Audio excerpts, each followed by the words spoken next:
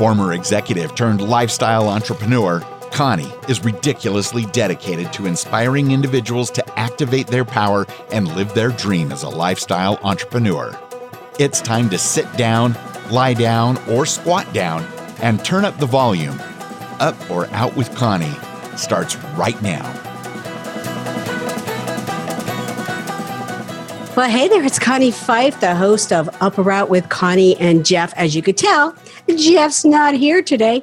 He's off doing his thing, whatever that thing might be right now. But he'll be back again for another show. But right now, I just want to jump into our guest. He is a returning guest. And his story is just so phenomenal that it's just really important that we share this with you. And I want to share it with you again in case you miss it for the first time around. But if you did, listen now, and then also go back and listen to the previous episode with Coach Jim Johnson from Rochester, New York. So Jim, welcome to the show. Thank you, Connie. It's good to be back. I'm so thrilled that you're here. So again, we've had a couple of changes since you've been here last, but we continue to talk about and working with executives, with professionals, so helping them see how they can increase their strategies in their life, whether it be moving up in the C-suite, or in some cases they're moving out and they're becoming entrepreneurs. But they're really, so many times, they're stuck. People are stuck, or they think, oh, I got this disability that they've given themselves, or they don't know how to move forward, or this happened and now I'm stuck. And you have been a tremendous voice of encouragement to helping people moving beyond all of that stuff that happens in life. And I know your main program is you talk about the 7 leadership keys. So let's just jump right in and talk about those leadership keys and how they are really helping people move beyond. And sometimes you got to, knock that fear off the shoulder and say, I'm just going for it. I'm going to make it happen. And that's the true leadership spirit in each of us. And I know that you're bringing it out of people. So I'm going to ask you to share what that is. Sure. I was a longtime teacher and a high school basketball coach. And, I got noted for being part of this inspirational story with a young man that had autism. One of the things that for me, because I got fired from my first varsity basketball position, was that I figured out after struggling early in my career is that if I was going to be a better teacher and a coach, I had to become a better leader. And so the first thing I would advise people before I go into the 7 keys is that you got to make leadership or any area of life that you want to be successful is study. And you got to keep continuing to learn and grow from that. And that really manifested well in my career because, I went from a unsuccessful coach to a coach that was being fairly successful to a really high-level elite coach. In my last decade, we made the finals 8 times and won 6. And the reason I think that happened is because I kept growing as a leader. And it's amazing when you keep getting better, usually the people you surround yourself tend to get better. Right. So that was a huge thing for me was that, and it's something that we strive for. And what I did is I really figured out these 7 keys. And the best thing that I started to do much more effectively is live them. And when I did that, and I'm far from perfect. I mean, I fall off the wagon like everybody else does. But when I really followed these 7 keys, wow, my leadership just exploded in a positive way. So let's start with the first one. Yeah, what's that secret sauce? Because I'm sure a lot of people are saying, okay, I want to know what they are for change. Enough's enough, right? Yeah. First one is one that we've heard a lot, and I want to delve into it a little bit, is clarifying your vision. And, as the Bible says, without vision, the people will perish. So, I think you need to have clarity as a leader. And one of the things I delve in when I talk about in my leadership keynote is that developing clear vision is, first of all, knowing who you are. And a couple things I encourage people to do to be an effective leader in clarifying your vision is you've got to understand what you're all about. And I say there's 2 things you really need to know. Number one, you should have your own personal mission statement. And I believe you should have it written down, because when I was clear about that, it really gave me a roadway of how I should live my life on a daily basis. In fact, my mission statement is to be an outstanding role model that makes a positive difference in the world by helping others make their dreams come true. And when I started living that consistently, it's amazing how my life took off in a positive way. And so I think that's the first thing is you got to be clear about your personal mission. And when I ask people in my audiences, a lot of people look at me like I got two heads. A lot of people not thought about that. A question I think we all should answer is, why were you put on this earth? And whether you believe in God or a higher power, my line is, what is your purpose, your mission? So I think having clarity. The second thing I think an effective leader in clarifying your vision is you have to understand what your values are. What are the things that you're going to live? Like one of my most important values is living a life of integrity. And when I do that consistently, that again is going to go down to the people you work with. And if they know that their leader is someone that has integrity, it tends to manifest throughout their whole organization, team, whatever involved in. So I think those are the two things in helping you clarify your vision. And once you do that, then I think it's getting buy-in from your group, your business, your organization to have an overall mission statement. What are you guys going to live on a daily basis? And that's the key. We can all put up on a wall, this is our mission statement. Right. But if we're not living that on a day-to-day basis, then you really are going to struggle, which leads me to my second key, and that is to build trust in your organization. And building trust is something that I think we would all agree is essential to having a successful team or organization, is you must have trust. Yeah. And that I share a few ideas. One is that trust takes time, but you can shatter trust in a very quick way. And I give an example, like one of the things that I changed, because when I started to live my mission statement and I wanted to be a role model, is I would share with my team and at our parents' meetings, so in front of all the parents and all my players, that I was going to abstain from drinking alcohol during the season because it was important to me to be a model for the student athletes. Okay. Now, if I said that, which I did for over 20 years, right, and then 2 weeks later, I got a DWI, what do you think that would have done to our trust? I mean, that would have shattered it, and I probably would have never been able to get that trust back, at least for that team, for sure. Right. I think that's something as a leader is what you say and what you do have got to be together. And if they're not, then that's going to really hurt trust. I call building trust like building a bank account. So if you put deposits in consistently, the account's going to grow. Right. If you are completely always taking withdrawals out, and especially if you take a major withdrawal, like the example I gave, then it's going to shatter that. Yeah. Two other things that we really built trust on was that we were going to share with each other, with our team, that we were going to tell each other the truth.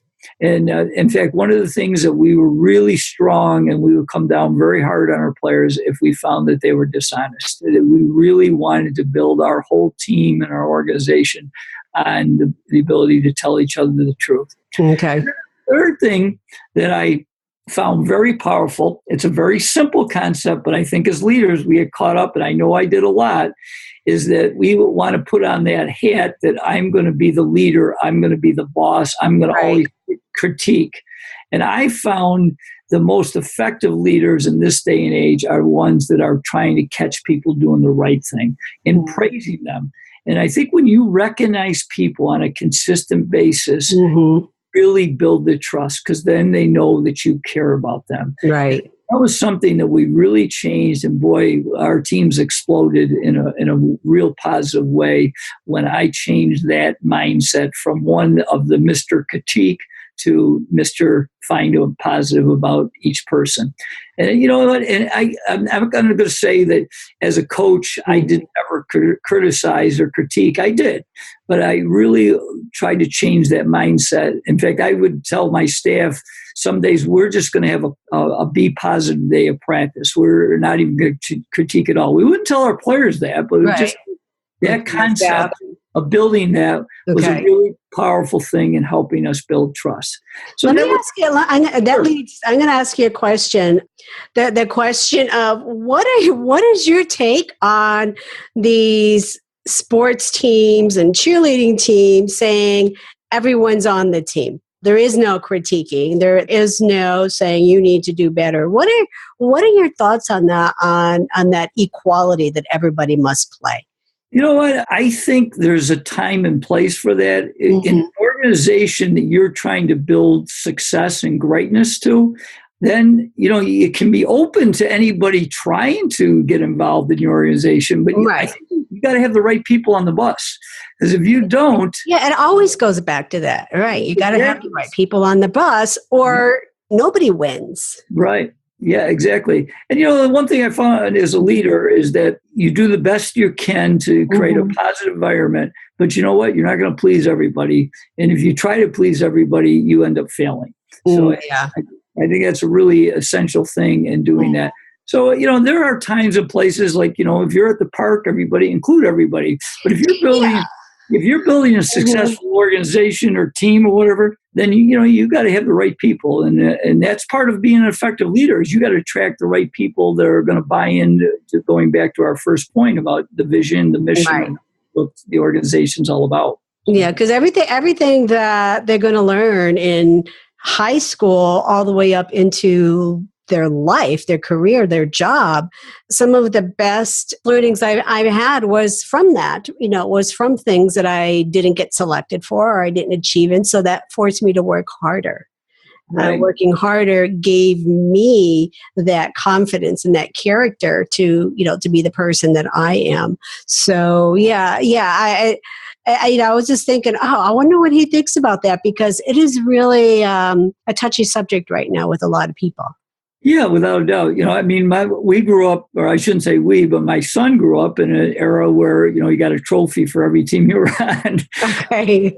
And I think that was an area that gave a mixed message to people, that just participating is all you need to do. And I don't think that's the reality of life. You got to do more than participate. You got to be able to add value to the team. Right. I think my son got the trophies in T-ball, in T-ball when they're hitting off a platform or whatever, and everybody's just running in circles. And I know everybody got a trophy for that. And that was fine.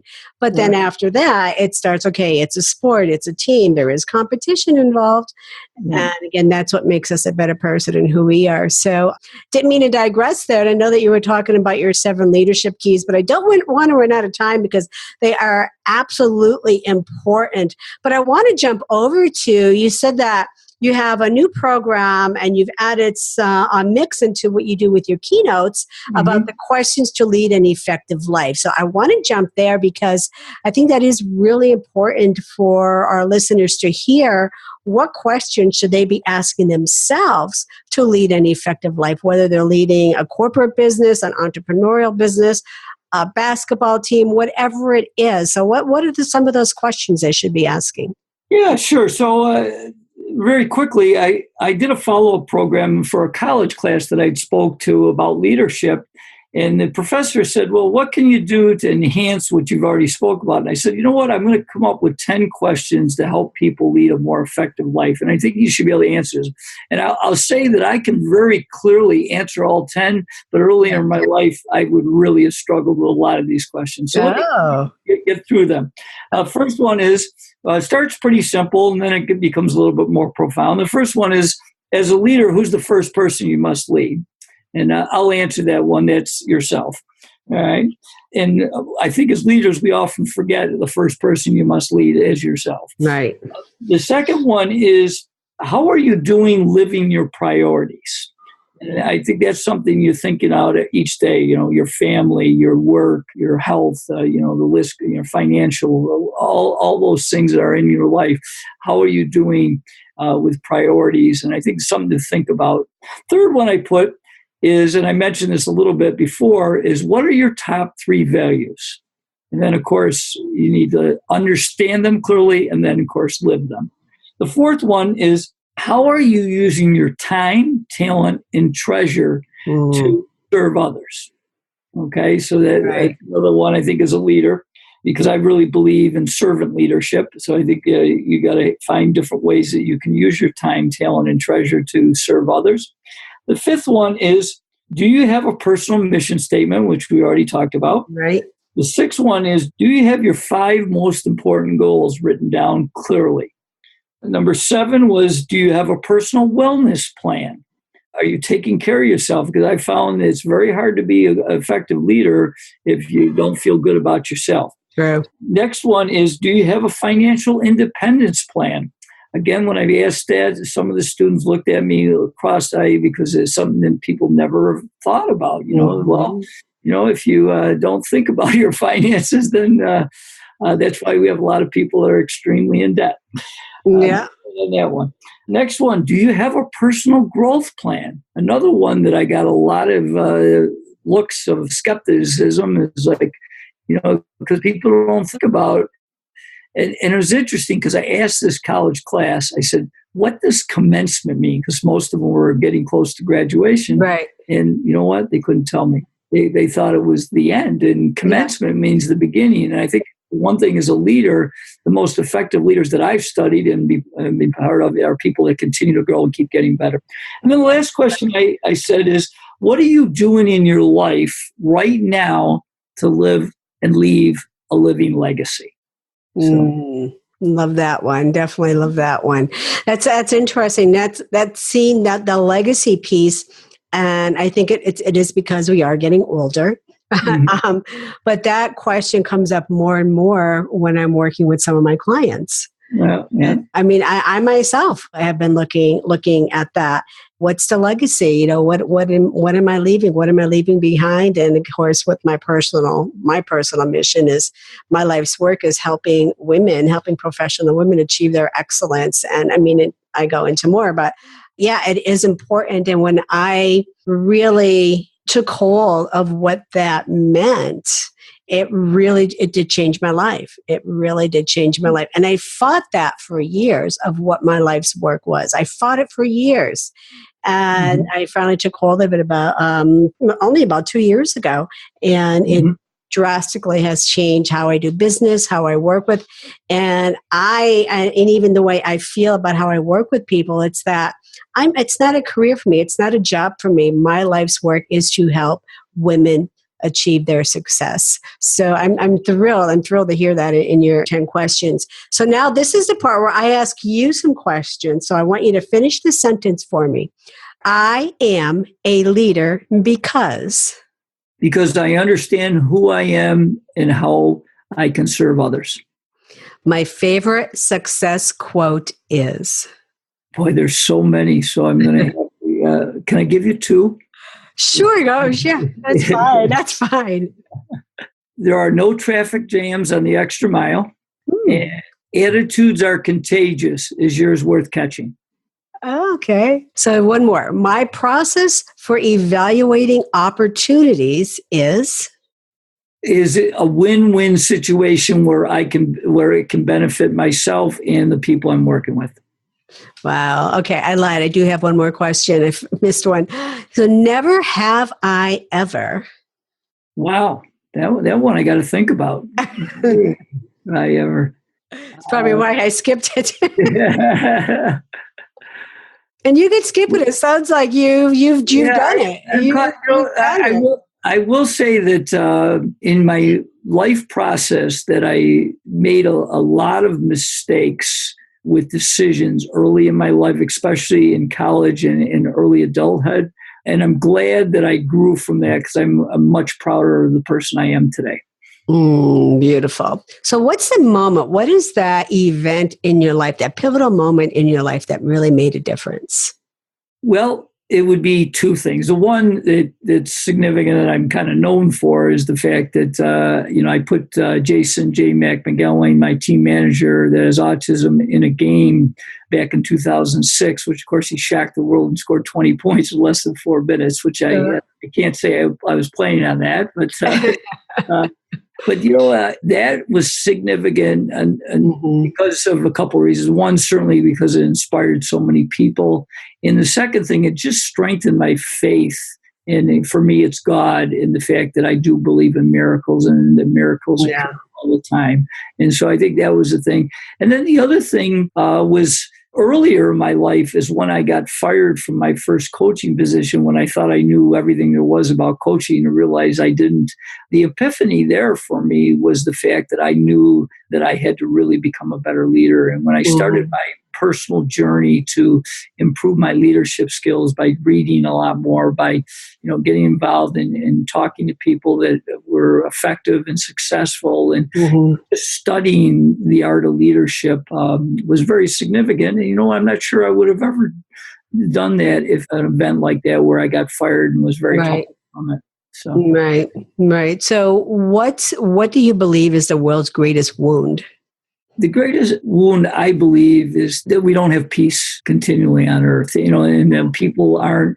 I'd love to see, because there's certainly so many great people in the world, but we really got to all be on the same page of how we can adopt that servant leadership mindset that we're on earth to serve others. Right. That's right. So where does your fear come from? Where does my fear come from? I have fears like everybody else. I think I'm in a much better place with myself in the fact that it's not that I don't have any fears anymore. I'm much more conscious. I've gotten older of being, I've always been fairly health conscious, but now I'm because I know the statistics are against me that I'm not going to live forever. Although we're over the hill now. Yeah. I would like to live as long as I possibly can. Two things. One, that I feel good about myself, from a health and a personal thing. And then secondly, that I can continue to live to serve others and help others and really create a better world by me being part of it. That's beautiful. So will you ever be satisfied? No. I think that's a good thing as long as I think it's great, and something I started doing a few years ago. I read about it all the time, and I could never get myself is to do some type of meditation and sit quietly. And I'm really do it almost every day now. But for many years, I could never. This is a waste of time to sit quietly. Yeah. I wish I would have realized how powerful it is. Because since I've started doing it, I think it's helped me immensely. So I think the key is really just making sure that, you live the life where you're keeping a mindset that, I'm going to do the best I can every day. Try to get a little bit better each day is what really my mindset. So as far as being satisfied, no, I'm never satisfied. I always want to get a little bit better. But at the same time, since I've done more reflecting, I am proud of some things I've accomplished. And I think it's okay to do that. But I don't think you should ever stop growing. Beautiful. So what's next for Coach Johnson? Couple things. One, I would like to continue to share my message around the country. And one of my dreams is to be a global speaker. I've only spoken Canada and the U.S., so I'd like to do that. A couple of things I'd like to do is I'm contemplating strongly on writing another book. I have a book called The Coach to Miracle that I updated. Nice. I'd like to do another book on leadership. And the other thing I'd like to do is I've involved some locally with a couple autism organizations in Rochester. But one of my dreams is to be a real advocate for autism all over the world.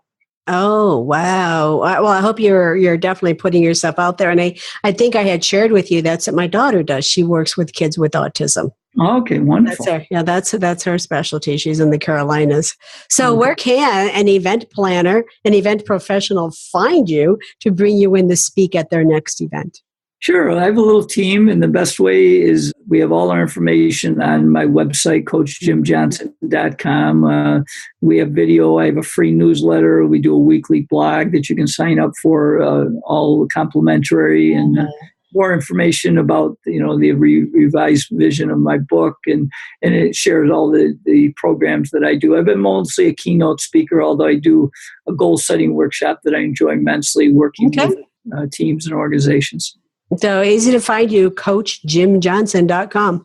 Simple as that. And I'm sure you're all over social media as well. Yeah, all my social media. I'm mainly a Twitter, a Facebook, and a LinkedIn person. So those are the three that we focus in on. And I post a lot of things on all those, between my blogs and quotes and newsletters and all that good stuff. Oh, yeah, because social media could be so crazy. It could be. I focus on the same three, and then I'll have people say, well, why aren't you on Instagram? Or why aren't you on this? I'm like, I know. Three's enough. Three's enough. Let the other people go there. That's okay. Well, Jim, I want to thank you for being here. Always proud to have you on this show. You're just a phenomenal, phenomenal guest.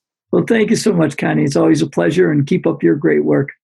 Well, thank you. And for all of our Up or Out listeners, this is your opportunity to go up or go out. Pay attention to Coach Jim Johnson and his leadership traits and ask yourself some of those questions. Do you have a personal mission? If not, you want to get on board and get one. And this is Up or Out, and it is the brand of the Fife Group, and we provide leadership and high-performance mentoring, consulting, and training for C-suite leaders and C-suite entrepreneurs that cut through the BS, providing you tools to decide what's best for you, and that could be up or out. So on behalf of the other half of Team 5, Jeff, and myself, Connie, it's time to move up or out, and it's time for you to decide. We're happy to have you here, and until next time, be unstoppable together.